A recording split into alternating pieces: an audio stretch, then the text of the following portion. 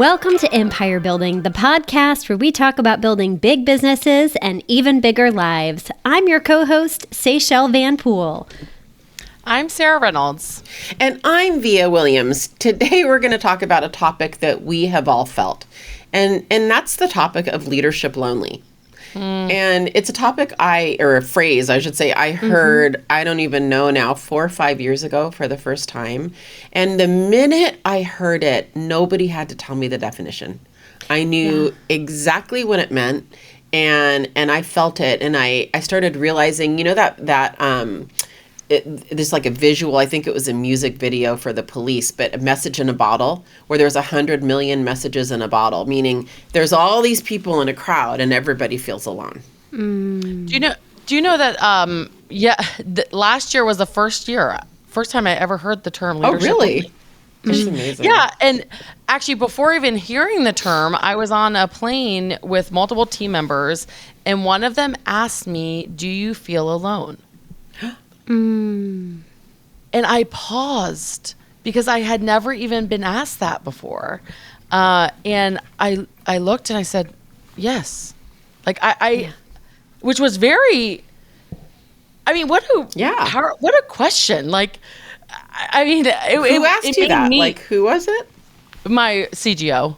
Okay, so it was a close, okay, that's what I'm getting at. It was and he could see that it was showing up in things. Yeah. Not showing up, but that's really insightful, actually. Yeah. That's really cool. Yeah, it is. Yep. Well, and you've always heard the phrase, like, the bigger you get, the lonelier it gets. And I always, when we were smaller, I thought, no way, like, your organization's bigger, like, you have more friends, you have more, like, relationships. And it's so true because, you know, we were talking about before hopping on recording today, like, the things that you can say publicly become less and less and less and less and less.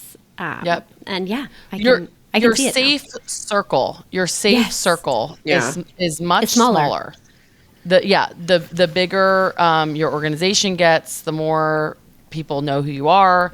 It really, your safe circle becomes extremely small, right? So leaders, I mean, we're surrounded by people all day long. Right? Yeah. We're surrounded by people all day long, but we are at risk for loneliness because, again, there's fewer people that, understand the challenges that face us, right? And then also the burden that goes with it. So, and here's the thing, Sarah, like if you really break it down, okay, and you get into like why and the definition of it, well, you can't always go up, meaning, you know, board of directors or a boss or, you know, partner or something. You can't always go up for a variety of reasons. You don't always want to go sideways, lateral, because, you know, if you have peers and colleagues, you know, you don't always want to burden them with your problems. They have problems of their own. There's a variety of reasons. And you certainly don't want to trickle down, where, you know, you're burdening subordinates or people that rely on you for their livelihood, right? Yep. Or leadership in general, even if it's not livelihood. And so what happens is there's nowhere to go. There's nowhere to go that because the people who, to your point, Sarah, understand it are the people in your organization, thus feeling lonely. So, you know, what does it feel like? I guess my first question is what does it feel like to be leadership lonely? It feels really isolating. Okay. Yep. I had an amazing conversation with Sue Adler, who is a phenomenal leader and empire builder. And she said to me, she pulled me aside, and I'm gonna cry, but I was with her last weekend, and she said to me, I went through a lot of what I'm seeing you go through in my career and as my empire sort of built. And she said, and I isolated. So what I did was I isolated. And she goes, and you're isolating. And I didn't even see it, right? But that's part of it is when you intentionally isolate, you're not speaking out as much, then you just become lonelier and lonelier, right? Yeah. But feeling like you don't have anywhere to go or anyone you can talk to. The other big thing is, like, you know, a lot of times surrounding yourself by people that, not surrounding yourself, but leaders, everyone needs something from you. Yeah. So you wake up and you have text messages of questions or emails and all of these people that need something. And so it's like feeling like you're being constantly taken advantage of, or like it's just all of that leads to a lonely feeling. Well, and that, I think, Sarah, like we've talked about this as organizations have gotten bigger too, like even outside your business, people, like you've grown at a tremendous clip. Like all of our businesses have gotten a lot bigger. A lot of times now, when you're at conferences or you're at other places, people don't just want to get to know you for you because they don't really care who you are. They want to get to know you because they actually have an agenda of something they need from you or that they want to learn from you. And so you don't get to have this like relationship first. It's usually like I need something from you first, and I want to get to know you. But actually, I have these 5 questions that I've been meaning to ask you while I have the time with you. And you're kind of like, but I also have like other interesting things about me, and I would like to get to know about you and your family, and like build a relationship with you, not just like a transactional conversation. I think, I mean, for so many of us, for years, relationships were purely that, a relationship. Yes. Yeah. Right. I mean, I think about the two of you. I met you and we, like Sarah, you and I had moms in business. We sat for coffee. We talked probably for 20 minutes about business and a ton about our family dynamics, right? Yes. And Via, like I got to know you when we first got to the ranch really well. And like there was nothing that I needed from you. Like that's such a rare thing to have that as you get bigger. Yep. And then the biggest thing for me last year that really played into this for me personally was, I mean, there comes a point too where those that are your mentors, you have a shift in that relationship to where they're no longer, they also need something as well. So they're mentoring you, and that was the relationship. And then it all of a sudden that relationship shifts. And so all of those things lead to loneliness. And so many of us, I think, do fall into the trap of isolating. And I think it's something to be so aware of. So it's such a real topic. Yeah, and speaking of being leadership lonely, I'm over here back. I'm actually back at the office.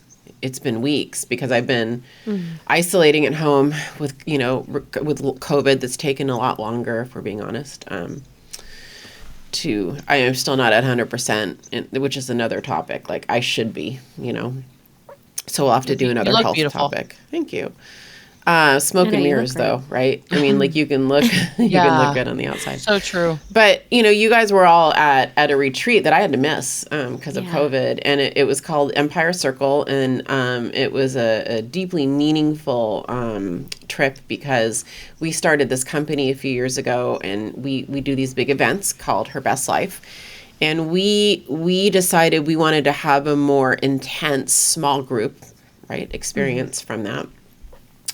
And so we created this this thing called Empire Circle, and we asked people at our event in September if they would like to be part of it. It was really expensive. It was a really big financial commitment.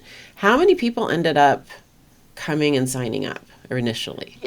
Yeah, so we initially, it was a room of about 300, empire builders, right, in the room. And I had projected we would have maybe 10 sign up to apply to be part of our Empire Circle. I believe we had 71. Yeah, it was crazy. 71 apply. So almost a third of the room applied. I mean, it was so eye-opening. So like for me, I'm the treasurer, so I'm like projecting out and planning it out. And then for me, I just had this aha at the end of the day. This shows how lonely leadership is. Yeah. Right? How much every female empire builder in that room craved relationships and craved being in a room of people that are like them. Yeah. And that they could talk to and have that freedom. And it was just very eye-opening. That alone speaks to this topic today. That many people applied to be part of the Empire Circle. And so you guys had, you just are fresh back from your retreat. It was in Key Largo. And the reason I'm kind of tying that in and bringing it in to this is that to me, what was amazing about it is you had a bunch of really powerful, successful women that, and they were leadership lonely. right? Yeah. Yes. So I'm curious, and because I wasn't there, I'm going to have you guys, tell me and our listeners. But I'm curious, how would you say that the attendees, the 20, how many, 25, 30 people? 40. We had 40 attendees, 40, you yeah. said that. And then the 40. Us as the dolls and the team that were throwing the event. Yeah. Right. I think there were just over 50 of us total. Okay, yeah. So I'm curious, what were they saying about being leadership lonely? How did they describe it? And what was, I'd love to hear more about that conversation. Yeah. Yeah, so we did this exercise, and it was sharing what you're struggling with. And one of the women at my table said, I'm really struggling with the anxiety and burden of growth in paying my people. Yeah. Like when am I going to sleep better? And when does the anxiety go away? When does the burden go away? Asking me, like, please tell me, like, at what point does that go away? And I looked at her and I said, oh, it doesn't. And now you get used to it, but it doesn't go away. And she looked at me and goes, the relief I got from you saying that, she's talking to me. The relief I got from you saying that is I just needed someone to tell me I'm not alone in it. Like other people feel it too, and the permission to talk about it. Yeah. And so like that was one thing that stands out to me of just like being in a room where you can say that and you're not scaring your people, right? Because they're not there, right? And you have people that say it's okay, and you still can build a big business, and you still have as long as you surround yourself with the right people. I think I love that, Sarah, and it's so spot on. I think one of the things that I heard was I have dreams and goals and ambitions that a lot of people in my local community might not necessarily understand. And I don't want to feel bad or guilty for wanting those things, because that is in my heart's desire to impact a lot of people, or to grow this amazing business, or to give great service, or to give back, or to have a high net worth, or to change generational wealth for my family. And I don't have people anywhere around me that I can have conversations with that I don't feel like I'm being judged, or that I'm being put down, or that I'm being told that's too ambitious or too bullish. And I want to be in a room of people who look at me and say, that's awesome. How are we going to get you there? How are you going to do it? Let's go do it. And I think that there was something really magical when you put 50 high-powered empire builders, in this case it happened to be women. I think it can happen with men too, but in this case it happened to be women, all looking at each other with their dreams and ambitions and goals and desires, and saying, not only is that freaking awesome, let's put some accountability and systems and support in place for you to be able to go do that. What does that look like? And there's let's ramp it up now. Yeah, there's no judgment. It's like, let's just go. And I think that when all of a sudden, I mean, I'm excited just talking about it, like the energy you get from a bunch of people saying, yes, let's go do this. And you can, and actually here's someone that's already done it. Or here's somebody that's in the process. Why don't you go talk to them and model after that? It's phenomenal. It's life-changing. You know what that reminds me of? Sarah, it reminds me of you. It reminds me of that because I was there. The moment at the ranch when, basically I can't remember the specifics, but you were apologizing for how aggressive you were on some behavioral things. Yes. Do you remember that? Yes. And then we were all like, welcome to the club. We all have that score. Or whatever, or whatever it was, you know. And I remember your face. You were just like, "Oh my gosh, I'm in my room." Like I've never been in a room like this. And this is, that might also be after she was in the hot seat and tried to escape, but I think it was right after that. I think it was like all during that. It was within 5 minutes of walking into the ranch. My very first. Really early. No, it was right away. Yeah. I walked into a KPA. This is an assessment all of us use, but a talk, and I said, "Oh, I'm a 9.5 out of 10 on aggressiveness," and then I put myself down for it, like I'm sort of embarrassed by that or something like that. And Wendy was like, if you were a man, that would be actually something they would be You would beat bragging your about. chest. Like 5 of Yeah. us are like, that was my score Yes. too. Yeah. Exactly. And you're and it's like it's normal here. Like that's normal in Yes. this room. And by the way, I don't know that we want to be in rooms 24/7 where that's normal, but it is really True. good to be. No, but in it's those good to get rooms away sometimes. Yeah. sometimes you get away with that. I think another thing too is the bigger your business, sometimes the messier your life gets, and you go through phases. And I like personally, I feel like you guys got to hear some of my stuff at the end of last year. Like I'm pretty vulnerable, but I'm not that. I also consider myself to be a positive person, and I don't want to sit there and like drag like what's happening behind the scenes publicly on a regular basis. But I want a Yep. safe space where I can talk about the messy stuff going on and figure out a path forward. I don't want to sit in it, and I have found that you guys and even at Empire Circle like helped me through some really messy situations that I was working through get there faster because you guys had already been through it and you had ideas and suggestions and thoughts and permission that you were giving me in order to not accept what the status quo was or what the norm was or what society tells you to do, but instead to really take a hard look at, was that serving me and how do I change that for myself? So personally for me, that was a huge one that I took away, and I saw a couple of others at different tables that were feeling that same way. Well, yeah. I mean, we understand when you're with the right tribe, your tribe understands the messes that come with, Yeah. a big empire. And that's leadership lonely. Not a lot of people do. Yeah. Well, the other thing, just to be really real, the other big thing is like even the permission to have fun. Yeah. Like to let your Yes. guard down. Like, the first night we all went in the hot tub at like 10:30. There was like Oh, that was so fun. 25 of us. It was so fun. We got kicked out of the pool, and then we got kicked out of the pool. Yeah. Yep. All these aggressive women. You party animals. Like, yes, breaking the rules. But honestly, the afterwards, so many of the females came up to me and Yeah. said, I love seeing you with your guard down. Like that's not who we see, Yeah. on social media or on the stage, because you can't be. You have to be when you're a leader. You got to be have on. to- Yeah. You have to be on. And it's like didn't feel like I had to be on. It was a safe place for me just to be Sarah, right? To be Sarah. And so surrounding yourself and getting in a room where you can just be you, people that get you, and you can let your guard down and just have fun. Literally let your hair down and jump into the Yes. ocean off of the sailboat Exactly. and just play. Yes. It was, and no judgment around it. Like I didn't have to worry about what I looked like in a bathing suit. I just got to go Yep. play and have fun. It was just awesome. Yeah.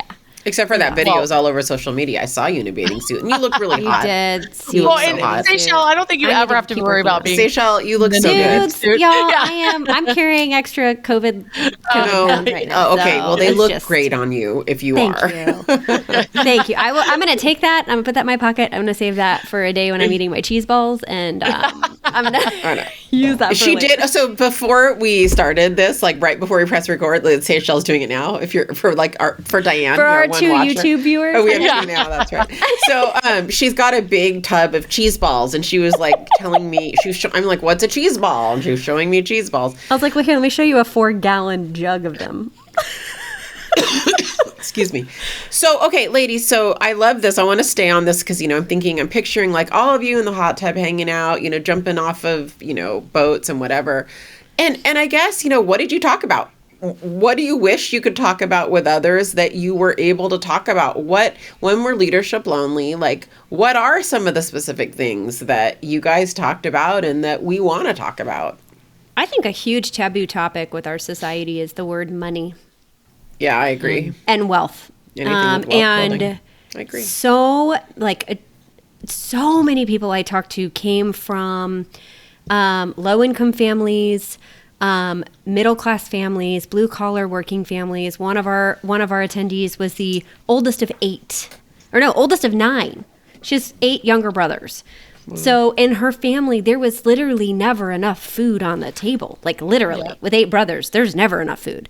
And all of a sudden, she's sitting here building this massive business and having massive amounts of wealth coming in. Number one, it's hard to talk about that with the rest of your family and the rest of your circle and the people you went to school with and the people in your neighborhood, because they may not understand that and they may not have grown up like thinking that's acceptable, normal, or okay. But then number two, she has all this wealth and she's like, all this cash now that she's amassed. And she's like, I want to build generational wealth and I don't freaking know what to do with it. And I don't even have people I can talk to about it that can help guide me in this process, or even talk about like how much cash reserves should I have versus how much should I invest? What are the best avenues to jump in? Any of that. And so we got to have these like really one-on-one in-depth conversations around not just money, but around building wealth and what's the first step or the 20th step that you take to really further your wealth building journey. And that was, for me, one of my all-time favorite parts of it. That was really cool. I love that part too. And the other side of that I think was really awesome is I was part of multiple conversations where maybe they haven't built as much cash yet, right? Except they have good size organizations and they're investing in their businesses, yep. And yet they also feel like they can't talk about money openly because of where they're at. But so having a safe place of like, many of us shared our journeys. Yeah, Via, yours is a great one to talk about. And it's we'll put the episode number for that in show notes. And I'm gonna we're gonna talk about that more this year, because I think wealth building, especially with women, is a really like, it's just not a topic. Hi, doggy. This is like real life, right? Dog's barking. Sorry, over there found the yard guy. But I do think that like for me anyway, I hear a lot of financial advisors and I hear about all these grand plans. Like, I want to talk more about how do you get to that first million net worth. Ooh, I love on that. paper. That doesn't include your primary residence, although that's not a bad thing, because I am in it right now. And like understanding, I've just been a student of this, understanding the differences between asset, building and growth and cash flow. Yes. And just all those things. Like, who do you talk to about that? I talk to you guys. That's it, pretty much. Yeah. I just don't sit around at a, neighborhood dinner party and talk about that. Mm-mm. Mm-mm. And the times that I have attempted it, like, there's a lot of judgment that goes around it, or like a lot of I'm in the South. That's like a very taboo topic. Like, we don't talk about that here societally. So it's totally something that just doesn't exist. For sure. And I think in addition to the wealth building conversation, like the bigger your business gets, one of the most important things that we do as empire builders is we have to remember to bring our partners or our spouses with us on the journey. And there are times when you grow and you outgrow your relationships. Sometimes it's marriage, sometimes it's friendships, sometimes it's family, sometimes it's team members, whatever it is. And there often isn't a safe, vulnerable place where you can openly talk about what's going on or what's happening. And have somebody that doesn't need anything from you, that has no vested interest in what decision you make, but may have either been through it or helped somebody else through it, be able to openly talk about the different things to evaluate or to assess as you're trying to work on that relationship or make some really important decisions in your life. And we had a bunch of those conversations going on too. Cool. Yeah, that was powerful. One of the most powerful moments was when we did the org chart breakdown. Yeah. So tell us about what that was, what that exercise was. It's so cool. Yeah. Yeah. So each of these amazing empire builders drew out their org chart, and we broke down into like smaller circles. So there was like 5 or 6 in a circle, and they drew out their org chart, and then all of us sort of poured in to them in terms of, okay, tell us what this person does. Tell us what your role is. Tell us what where you see it going in the future. And what was happening is, so many times when we're like in the forest, we miss so many things. So having these brilliant minds be able to look at your business and say, okay, this is where I see it going, or these are some traps that you might want to watch out for, and really giving more clarification on the role and making sure that you're not going to burn out because too many people answer to you. Like, all of these things came up, and I think what's so powerful about that is it was a safe place for them to do that. Right? Yeah. I mean, we didn't have a tie to the relationship of whoever's name was in that bubble. All we were looking at was like, okay, what is their role and how to make sure that the organization can be better with it as well as that leader. So I think that was huge. I love this. Like this is. I kind of love that the dog's barking right now because it's just like so real. It's so, I'm like, Dari, he keeps hearing the wind is blowing really hard. It's knocking trees against No, it's where just we're like recording. the reality. Dari! I just feel like it's kind of the reality of January 2022. You want to know the truth? I just posted this meme and I was like, this January, I'm going to do January. That is getting through the month. I kind of love that, anyway, honestly. But I digress. I love that. You know, another thing that I found was like these amazing entrepreneurs growing from this mindset of like the scarcity mindset of like there's never enough business, there's never enough revenue, there's never enough leads, there's never enough people, there's never enough whatever it is, right, in your business world. To all of a sudden really working hard to be abundant minded and hands open to opportunity and to saying no to say yes, and like really thinking more strategically with their businesses instead of this just I have to say yes to everything because it's in front of me right now. And so that was a really fun consulting conversation for us to get to have with that too. Okay, I so relate to that. I'm so bummed I wasn't there. This is hard because I'm like, oh, I missed all these conversations. But you know, I used to feel like that too. Yeah, and it's funny how simple to me anyway, the answer is it kind of boils down to wealth building. But when you have ample reserves, a lot of that goes away. Yeah. And then you have freedom. If you have ample reserves in place and then you have it very mapped out, like, oh, okay, I've got these 2 or 3 streams and I need this much from this and this much from this and this much from this, and you're just working your plan, then that undisciplined pursuit of more just goes away, you know, because it's specific. It's like, oh, I just need, you know, 250 out of this, 150 out of this. I don't, you know, I know exactly what I need out of each stream. And you can do that within a business or outside of a business. But can I tell you how much I love that? Like that conversation is just fantastic. That just that makes me so happy. I wish it was in a I'm so happy. Yeah. So happy. It's okay. We're gonna have you at the next one, and we're gonna make up for it. You're gonna. You know what? I'm buying so many houses right now. I was like, ooh, don't like my cash position right now. Isn't it funny how you change? Like I'm like my standards for what I'm like. Ooh, I've got a higher bar for the bottom, and I don't, you know, like. Whew. Yeah. Yep. Yeah. Anyway. Yeah. So I mean, those are a lot of the things that we covered, you know, at the retreat. Are the things honestly that are off limits for a lot of other circles for conversation that you need to have and you want to have that will push you forward and help you grow faster and have a more abundant life faster, because that's what that's truly what we're all about, right? It's the big life. So if you guys could share, like, you know, one thing for everybody, you know, as we kind of wrap up, if you could share, like, if there's one thing that really impacted you and stood out and just like, you know, had a big impact, what would it be? I think for me, you know, I have always felt called to helping other leaders, and in particular helping other female empire builders. And I mean, that's a big reason why I think all 4 of us do this podcast, because that's on our heart. And I think for me, it was, I guess, very fulfilling, the work that we did at the retreat in terms of just like putting the room together and creating this safe place.